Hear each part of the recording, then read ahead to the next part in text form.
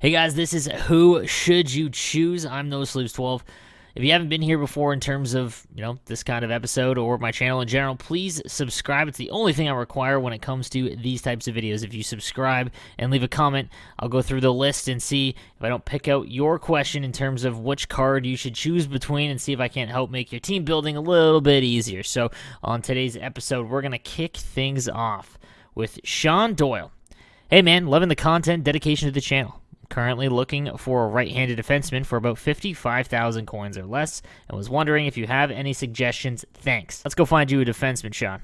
All right, so for under 55K, there's a couple options. First, the 89 Spit and Chicklets Keith Yandel. He's got 98 speed with 90 shot power, 82 accuracy, which is fine. His passing and puck control is at 92, and his awareness stats aren't bad at all. He's also 6'1", so he's got enough size to be used, and this would probably be the best option for under 55K. The other option I would go for, a little bit more obscure, is this TJ Brennan, 6'1", same thing, 216, 96 speed across the board. He's also got 93 shot power and 85 accuracy. That's a really good shot for under 55K from the point, and as we all know, D2D one-timers are absolutely nuts at this point. So, if you're looking for the cheaper version, I go with TJ Brennan, but I would honestly, if you can find the Spit and Chicklets Yandel, I would definitely go with that. Next up from Thierry Savaria, 89 Line A or the 94 GORDIE HOWE. Now, on face value, obviously it looks like, you want to go with the 94 GORDIE HOWE, but I hated that card.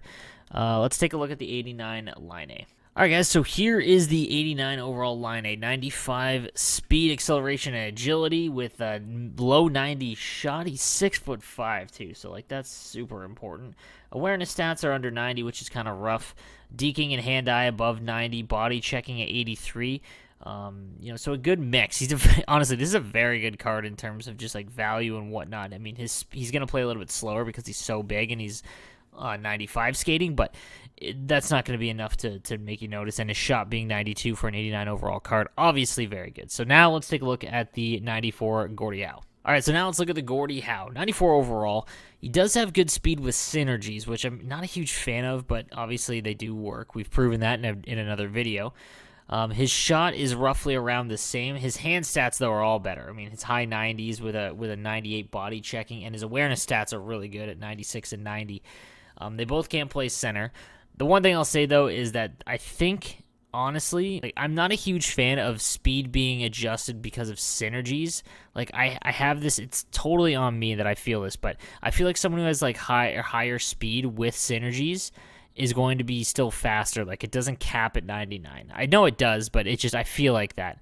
And then the fact that he's 4 inches shorter, I would probably go with Line A, depending on the price. If this GORDIE HOWE is going to cost you next to nothing, then I would probably choose GORDIE HOWE. But if it's around the same price, to be honest with you, man, I would choose Patrick Line A just based on his size and speed alone. It's the size at 6'5" right winger is just dominant in NHL 20. This one comes in from Paul Hazel, 95 Bobby Ryan or the 95 TJ Oshie. Okay, let's take a look. So first things first, we'll take a look at the TJ Oshie, 5'11", 99 skating across the board, low to mid 93 roughly for his shot. Hand stats all very good, body checking at 91 and his awareness at 93 and 91. 5'11", so that's going to be the one knock against him, but everything else is pretty good. I mean, there's nothing that you can really complain about in terms of this TJ Oshie card. So let's go take a look at Bobby Ryan and see if he, fits any better. I'll say this though, the 2-to-1T is nice, but again, there's so many synergies activated at this time that I don't know if that's going to be a tiebreaker. So here is the 95 Bobby Ryan, and a better shot, 99 skating across the board. He has 91 body checking, 90 awareness stats, and then again 6'2", 209. I would 100%, if you were just blanket choosing between these two, take the Bobby Ryan over the TJ Oshie in this case. Next up, this one comes from Michael Connor. At this stage of the game for a free-to-play team, is it smarter to go for gold collectibles, icon collectibles, or just do the gold reroll packs? Okay, I wouldn't do the gold reroll packs. That's not worth it. If you're playing squad battles or rivals and you're consistently getting packs, that is going to last the next essentially 2 months till basically the end of the game. I would you want to make sure that you're trying to get those cards, as there's going to be 8 Master Set items. One of them you're going to get for free by doing the weekday collectible challenges, but I would go for gold collectibles. I would still be safe doing, for free-to-play teams, it's tough. There's an argument between untradeable and tradable packs, and I can see both. It takes one good pull for an untradeable pack to be worth it, but if you're free-to-play and you're looking to make cards, the thing I would say about this, though, is that it takes so many gold collectibles to make. I would still, out of these 3 options, I would take gold collectibles. But I would also be thinking about doing tradable packs and hoping for that one big pull at this stage of the game. So keep that in mind. Following him, we've got Cole Saunders. Spittin' Chicklets, 90 Kevin Hayes. Cop or drop? Great question. Let's take a look at that 90 Kevin Hayes. So he is an extremely good card. 6'5", 217, 97 skating across the board. His shot has a little bit to be desired, as it's just in the high 80s.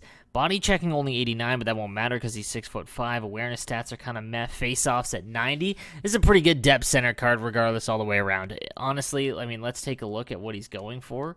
But this is a pretty good card. If he's under... yeah, 80K, that's not a bad price at all. I would cop him. Also, that's super clever. Cop or drop. This one comes from Kuba Leaker. Should I get 93 Seabrook or the 93 Erik Karlsson? Good question. So we'll start first with the 93 Brent Seabrook, 6'3", 220, great size. Then he's got high 90s skating and a slap shot of 92 power, 80 accuracy, which is kind of rough at this stage. Again, with overalls being so high among defensemen, D2D is a really effective way to score right now. But anything lower than around 90 and under, goaltenders are getting high in ratings as well, so they can stop those. You need to have a decent shot. Body checking at 94 though is great, and his awareness stats, defensive awareness being 92, which is obviously far more important, is key as well. The fact that he's 6'3", also super important. Now let's take a look at the 93 Erik Karlsson. All right, so 6 foot, 191, obviously a lot less in terms of height. Now 99 skating, I'll say this: Erik Karlsson feels like one of the best skaters that I've used in this game. So keep that in mind. His shot power is at 92, plus an 89 accuracy, which is key. Deking, hand-eye, passing, puck control is great. His body checking is weak, but his awareness stats are off the charts. I would rather have Erik Karlsson than Brent Seabrook, but I'll say this. If you are someone who passes the puck up immediately and doesn't carry the breakout with your defenseman, you might like Seabrook a little bit more. Karlsson's really good if you carry the puck up, as he's really fast and has really good puck control stats. So keep that in mind, but I would rather have the Erik Karlsson. All right, Eric Laws says, hey man, thoughts on the 93 Team of the Week Sean Monahan versus the 93 Team of the Week Matt Barzal. Let's take a look. All right, we'll start with the Sean Monahan first. 6'3", that's great size. Has 2 to X as well, so to bump him up to 99 skating. Everything over 90s in terms of shot, but it's a low 90s. Hand stats all in the low 90s as well. Body checking 87. So nothing really wrong here. Also has 93 on the draw, so that's not bad. So this is an all-around pretty good centerman card. So let's take a look at the Barzal, who's been one of my favorite wingers throughout this game. All right, so the 93 Matthew Barzal, 6 foot, 99 skating, a little bit better shot. Hand stats all in the high 90s with an offensive awareness of 95. Now, this is going to come down to if you really need a centerman or not. If you don't, I would go with Matthew Barzal. If you need a centerman with 84 draws, you got to go with Monahan. So, again, keep that in mind. This one comes from Nicholas Barbudo, 91 Sogard or the 93 Hoffer. Let's take a look at the stats. Okay, we'll start with the 6'7", 91 overall Mads Sogard, whose glove high, positioning, and aggression all fit in terms of the perfect build for this game. So 88 glove high is a little low, but his positioning over 90 and aggression under 70 is huge, not to mention the fact he's 6'7". So this is one of the better goalies in the game, as well as his speed and agility, and his ability to get across as well is really good. The rebound control is a little weak, though, at 89. I'm starting to think that rebound control is becoming more and more important as D2D one-timers and whatnot are just being taken from everywhere, and obviously with that, it usually comes with a rebound. So keep that in mind. But we'll take a look now at the 93 Joel Hofer. All right, so now we're looking at the 93 Joel Hofer, 6'5", glove high of 90, positioning of 92, and aggression of 64. So very similar in terms of build. He's just 2 inches shorter. If you're going to make the call here, I would definitely go with the Mad Sogard, but the stats are so close, it's kind of hit or miss, but I would take the Mad Sogard. From Yurka, 96 Stammer, or the 95 Kaner. All right, let's take a look. So the 96 Steven Stamkos, 6'1", 194, 99 skating, and mid to high 90s shooting. And his hand stats are all almost 99 as well, body checking at 87, and his face-offs is 96. This is an endgame card, extremely good. I can already tell you this is probably going to be Stamkos no matter what, but just based on the versatility alone that you can put him at center as well. Let's now go take a look at the 95 Kane. So the 95 Patrick Kane, 99 skating, but a 99 wrist shot accuracy, 94 power, 99 in all the hand stats, but 80 body checking.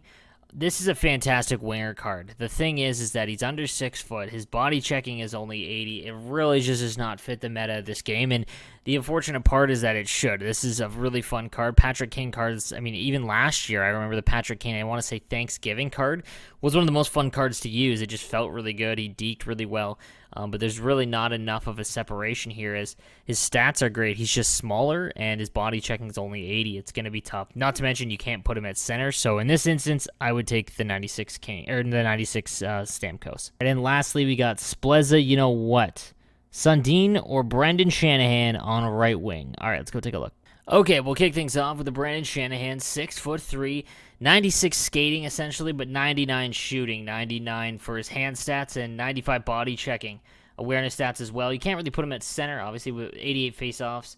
But everything else is really good for a right-handed winger card. You see my stats down here with him. I only have 24 points in 50 games, but he only plays on my 4th line, so it's kind of not really a good snapshot of him. But let's go now take a look at Matt Sundin, who is normally centerman and one of the best centermen, but obviously with right-handed players, some people don't like using him. I hate right-handed centermen. So let's go take a look at the Sundin now. So 6'5", 231. 6'5", obviously bigger in all facets. Has about the same skating, although his acceleration and agility is a little bit lower. His shooting is right around 99. All of his hand stats are in the mid to high 90s, with passing being 99 and his body checking being 94.